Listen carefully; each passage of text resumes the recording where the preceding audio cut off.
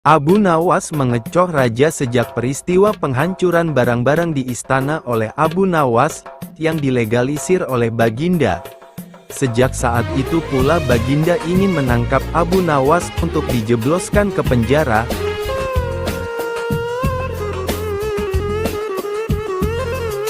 Assalamualaikum Sobat Islam Trending, semoga kita semua diberi kesehatan dan rezeki yang melimpah. Kali ini kita akan menceritakan kisah tentang Abu Nawas. Sudah menjadi hukum bagi siapa saja yang tidak sanggup melaksanakan titah Baginda, maka tak disangsikan lagi ia akan mendapat hukuman. Baginda tahu Abu Nawas amat takut kepada beruang. Suatu hari Baginda memerintahkan prajuritnya menjemput Abu Nawas, agar bergabung dengan rombongan Baginda Raja Harun al-Rasyid berburu beruang. Abu Nawas merasa takut dan gemetar, tetapi ia tidak berani menolak perintah Baginda. Dalam perjalanan menuju ke hutan, tiba-tiba cuaca yang cerah berubah menjadi mendung. Baginda memanggil Abu Nawas. Dengan penuh rasa hormat Abu Nawas mendekati Baginda. "Tahukah mengapa engkau aku panggil?" tanya Baginda tanpa sedikit pun senyum di wajahnya. "Ampun tuanku, hamba belum tahu," kata Abu Nawas. "Kau pasti tahu bahwa sebentar lagi akan turun hujan. Hutan masih jauh dari sini. Kau kuberi kuda yang lamban, sedangkan aku dan pengawal-pengawalku akan menunggang kuda yang cepat. Nanti pada waktu santap siang kita berkumpul di tempat peristirahatanku. Bila hujan turun kita harus menghindarinya dengan cara kita masing-masing agar pakaian kita tetap kering. Sekarang kita berpencar," Baginda menjelaskan. Kemudian Baginda dan rombongan mulai bergerak. Abu Nawas kini tahu Baginda akan menjebaknya. Harus mencari akal. Dan ketika Abu Nawas sedang berpikir, tiba-tiba hujan turun. Begitu hujan turun, Baginda dan rombongan segera memacu kuda untuk mencapai tempat perlindungan yang terdekat. Tetapi karena derasnya hujan, Baginda dan para pengawalnya basah kuyup. Ketika santap siang tiba, Baginda segera menuju tempat peristirahatan. Belum sempat baju Baginda dan para pengawalnya kering, Abu Nawas datang dengan menunggang kuda yang lamban. Baginda dan para pengawal terperangah karena baju Abu Nawas tidak basah. Padahal dengan kuda yang paling cepat pun tidak bisa mencapai tempat berlindung yang paling dekat. Pada hari kedua Abu Nawas diberi kuda yang cepat yang kemarin ditunggangi Baginda Raja. Kini Baginda dan para pengawal-pengawalnya mengendarai kuda-kuda yang lamban. Setelah Abu Nawas dan rombongan kerajaan berpencar, hujan pun turun seperti kemarin. Malah hujan hari ini lebih deras daripada kemarin.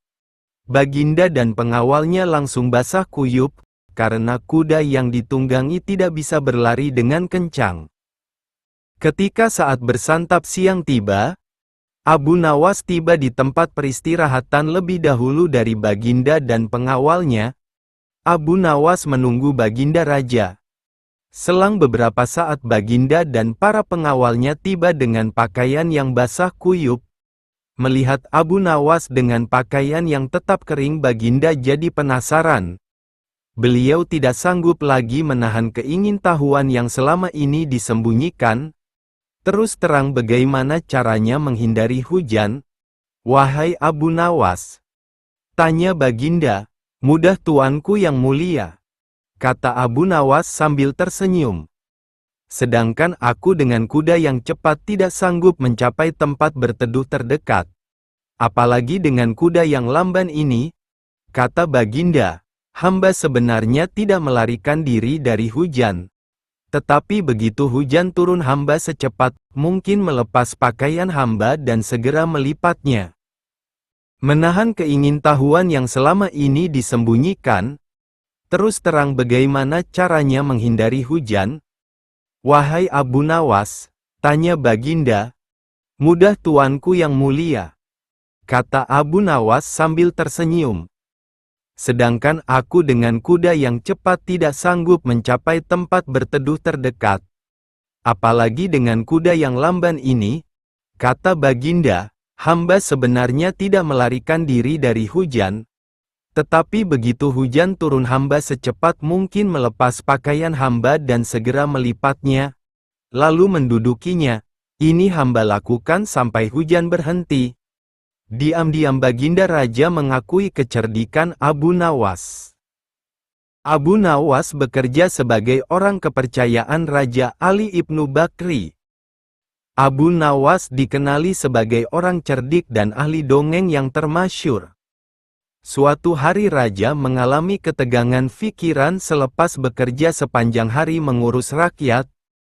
Sang Raja memerintahkan kepada Abu Nawas bercerita mengenai kisah-kisah aneh dan ajaib yang menjadi kegemaran sang Raja.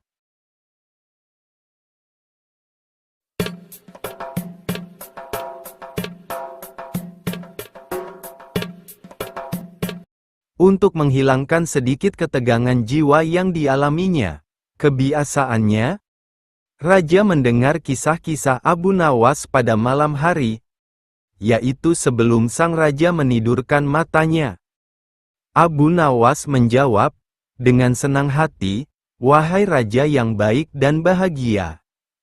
Dikisahkan, wahai Raja yang bahagia, salah seorang pelayan istana berkata kepada Raja Cina, "Wahai Raja zaman ini, tuan rumah memerintahkan para pelayannya agar mengambil air dan semua yang diperlukan untuk membasuh tangan salah seorang tamunya yang dianggap agak ganjil dan aneh. Tamu itu lalu membasuh tangannya dengan air bercampur sabun, garam dan daun sebanyak 120 kali basuhan. Selepas itu barulah ia makan ragut, sejenis makanan yang berasal dari sebuah desa di Baghdad. Tetapi pemuda itu memakannya seolah-olah dengan perasaan jijik dan mual. Sementara kami memandangnya dengan penuh kehairanan, sebab tangannya dan malah sekujur tubuhnya menggigil. Bila kami melihat tangannya, barulah kami mengetahui bahwa ibu jarinya terpotong. Dia makan hanya dengan 4 jari, sehingga menyebabkan makanan itu berjatuhan dari tangannya. Kami menyoalnya dengan hairan, "Apa yang terjadi dengan ibu jarimu? Apakah Tuhan menciptakanmu dalam keadaan seperti ini? Atau apakah engkau pernah mengalami kemalangan?" Pemuda itu menyahut, "Demi Tuhan, bukan hanya ibu jari ini saja yang hilang, tetapi juga ibu jari tanganku yang satu lagi, dan tumit kedua-dua kakiku. Seperti yang akan kalian lihat." Lalu dia menunjukkan tangan kirinya dan kedua-dua kakinya. Kami melihat bahwa tangan kirinya nampak seperti tangan kanannya dan kedua-dua kakinya tidak mempunyai tumit. Ketika kami melihatnya, kehairanan kami semakin bertambah, hingga kami berkata padanya, "Kami tak sabar menunggu kisahmu dan penyebab terpotongnya kedua ibu jari serta tumit kakimu dan mengapa engkau membasuh tanganmu 120 kali." Pemuda itu berkata, "Ayahku adalah salah seorang pedagang yang paling terkemuka di Baghdad pada masa pemerintahan Khalifah Harun al-Rasyid. Yang terjadi dengan ibu jarimu, apakah Tuhan menciptakanmu dalam keadaan seperti ini? Dia meninggal, ayahku tidak mewariskan sesuatu pun kepadaku.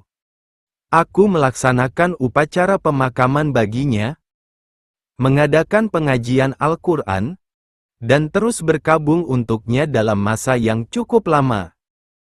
Lalu aku membuka kedai peninggalan ayahku dan mendapati bahwa dia hanya meninggalkan sedikit harta dan banyak hutang.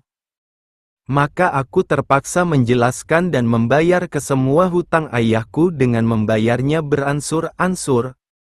Aku mula melakukan jual beli dan membayar hutang ayahku minggu demi minggu, hingga akhirnya aku berjaya menjelaskan ke semua hutang ayahku dan modalku mula bertambah.